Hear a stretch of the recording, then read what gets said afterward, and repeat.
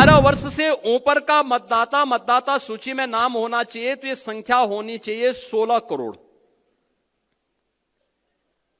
और मतदाता सूची में एसआईआर के बाद जो मतदाता सूची में नाम आए हैं वो कितने आए हैं? 12 करोड़। मैं अभी गया था एक जनपद में, वहां की मतदाता सूची में जो एसआईआर के फॉर्म भरे हैं बहुत सारी विरोधियों ने, उसमें कुछ बांग्लादेशियों के भी नाम है। एक सज्जन का नाम था, उसकी उम्र 20 साल, उसके पिता की उम्र 30 साल और उसके ग्रैंडफादर की उम्र 40 साल।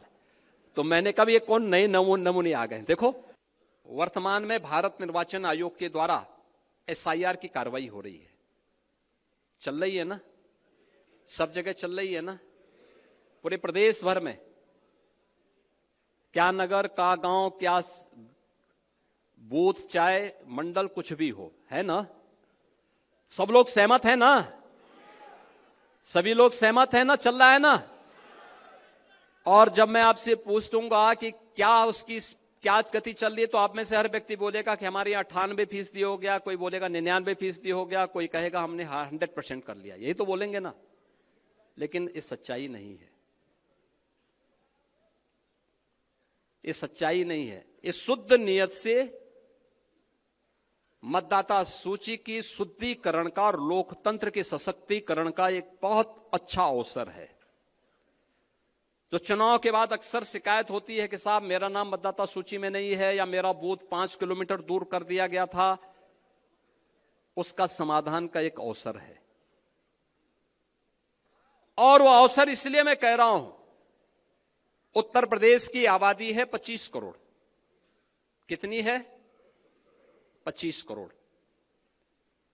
25 करोड़ की आबादी में मतदाता सूची में नाम होने चाहिए कुल 64%। 64 से 65% लोग ऐसे होने चाहिए, ऐसे होंगे जो 18 वर्ष से ऊपर के होंगे।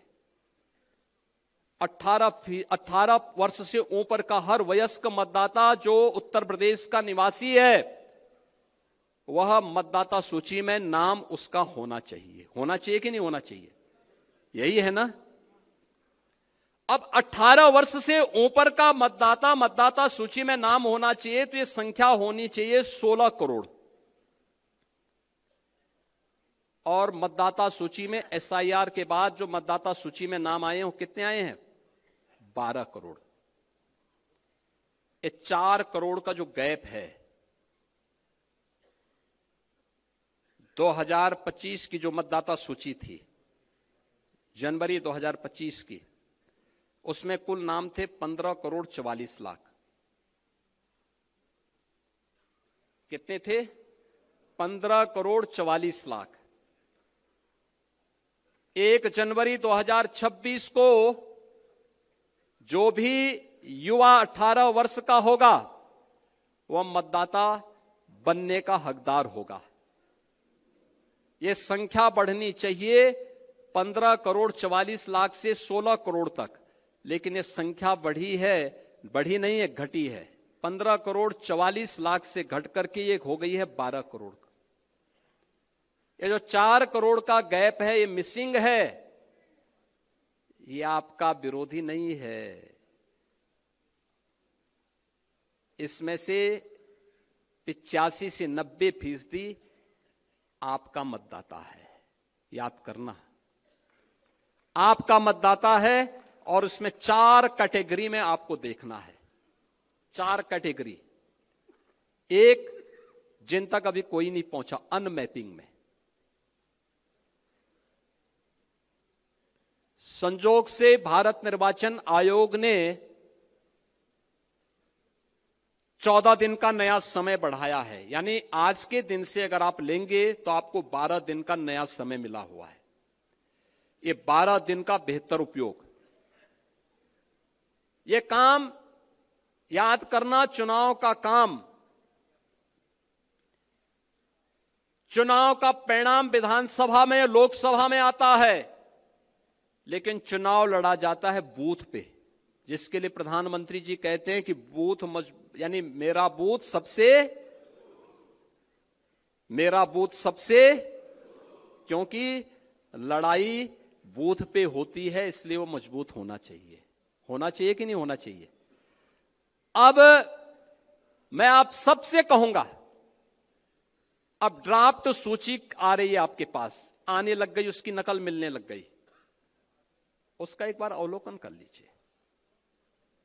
और ये बूथ पर वो कोई भी पदाधिकारी, राष्ट्रीय पदाधिकारी हो, प्रदेश का हो, क्षेत्र का हो, जिले का हो, मंडल का हो, शक्ति केंद्र का हो, ये सभी लोग अपने बूथ की मतदाता सूची को एक साथ मिलकर के अवलोकन करें। एक बूथ पे बहुत होंगे, 250 से लेकर 250 तक घर होंगे।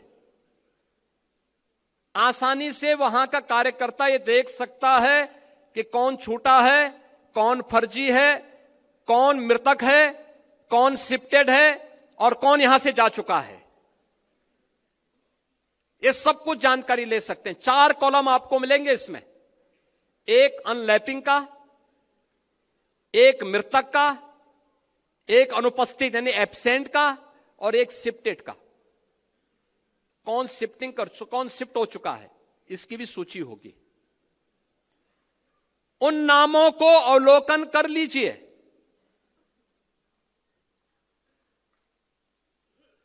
देखिए, मैं अभी गया था एक जनपद में, वहां की मतदाता सूची में जो एसआईआर के फॉर्म भरे हैं बहुत सारी विरोधियों ने, उसमें कुछ बांग्लादेशियों के भी नाम है। आप मुझे बताइए,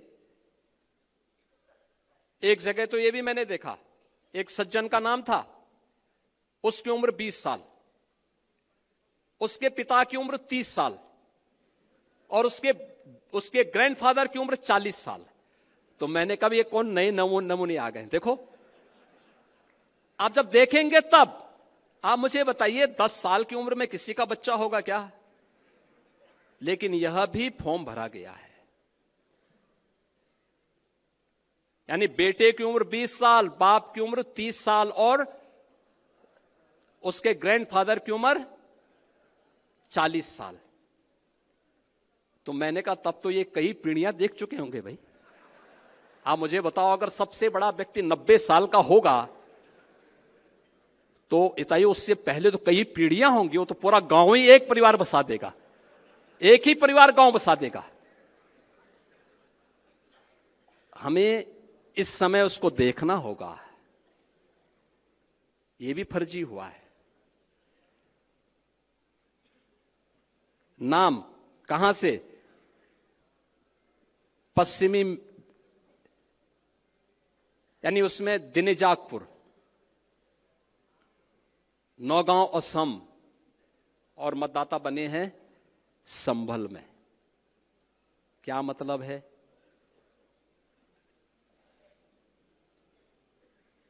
ये अवसर है इस सब फर्जी नाम के लिए आपत्ति करना।